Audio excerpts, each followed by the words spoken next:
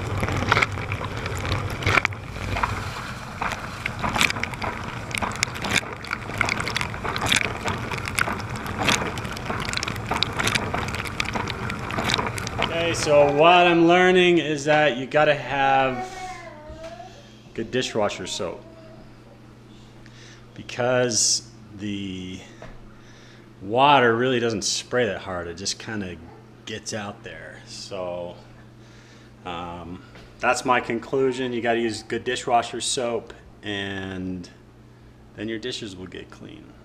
There it is.